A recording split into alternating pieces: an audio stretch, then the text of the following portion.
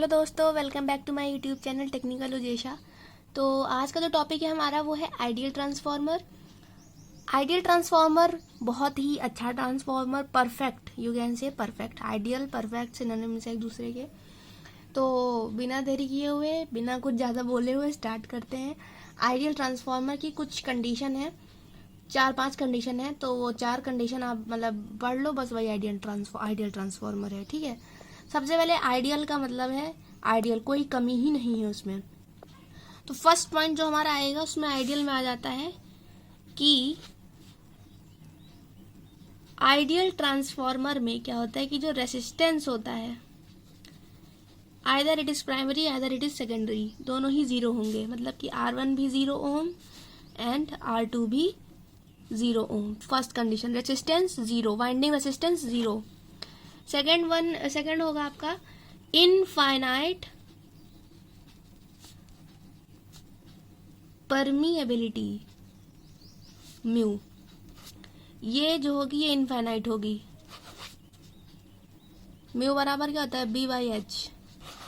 Okay,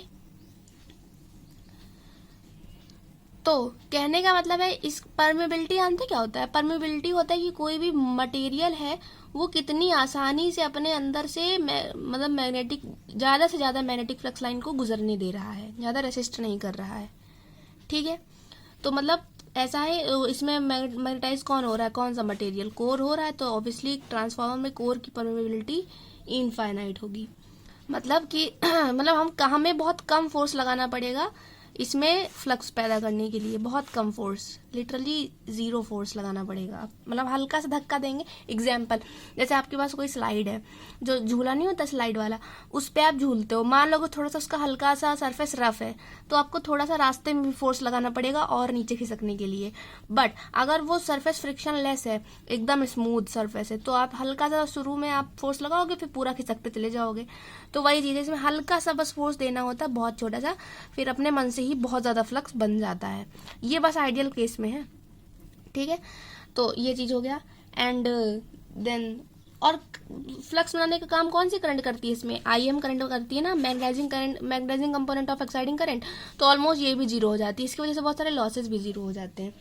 तीसरा condition आपका है आइडियल ट्रांसफार्मर का कि इसमें लीकेज फ्लक्स 0 होता है, लीक करेगा ही नहीं। पूरा का पूरा फ्लक्स किस में जाएगा? पूरा का पूरा फ्लक्स जो प्राइमरी वाइंडिंग ने प्रोड्यूस किया है वो पूरा दूसरी वाइंडिंग में पूरा का चला जाएगा, जरा भी लीक नहीं करेगा। ठीक है, तो लीकेज फ्लक्स नहीं होगा। लीकेज फ्लक्स नहीं होगा तो लीकेज रिएक्टेंस नहीं आएगा, या लीकेज इंडक्टेंस नहीं होगा।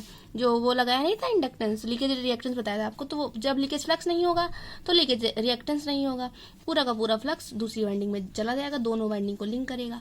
अब मैंने बोला है लीकेज इंडक्टेंस 0, ये primary leakage inductance, secondary leakage inductance. अरे इंडक्टेंस रिएक्टेंस एक ही चीज है।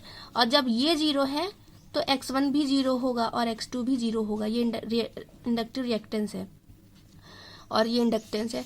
तो ये क्यों 0 हो रहा है?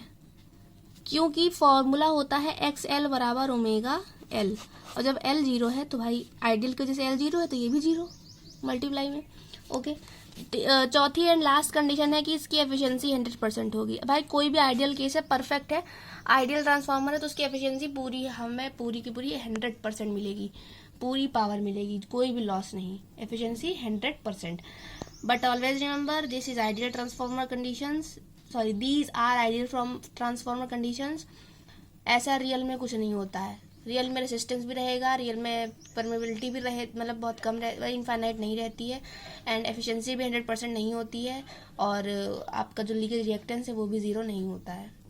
ठीक है, तो बस कंप्लीट आइडियल ट्रांसफार्मर इतना ही था, बस में थ्योरेटिकल पार्ट है। तो ये कोई पूछे आइडियल ट्रांसफार्मर मतलब कि कंडीशंस बताओ क्या क्या हो तो वो आइडियल का आ जाएगा, तो ये 4 कंडीशंस आपको बता देनी है। ठीक है गाइस, तब तक के लिए बाय बाय, मिलते हैं नेक्स्ट वीडियो में। Thank you.